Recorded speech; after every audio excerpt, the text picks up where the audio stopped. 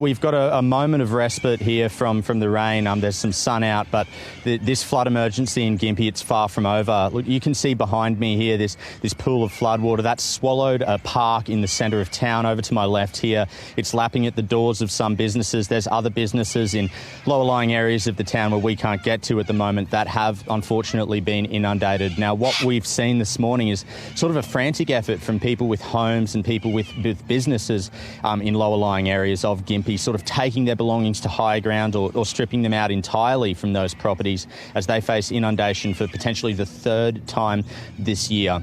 Now, we just spoke to the Gympie Mayor and he told us the situation is that the city's cut off. You can't come in, you can't go out, and if you're planning to travel through, well, you certainly can't do that either.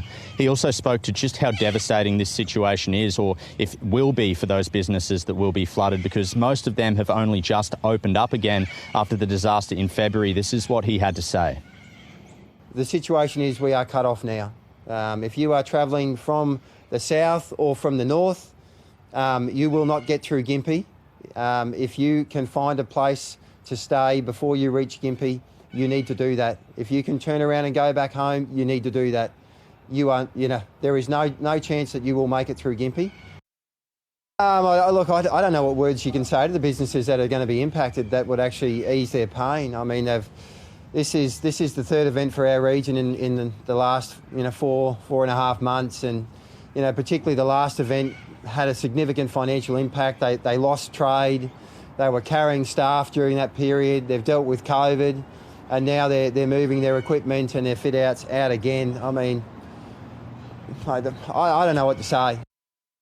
And what's expected for the rest of the weekend?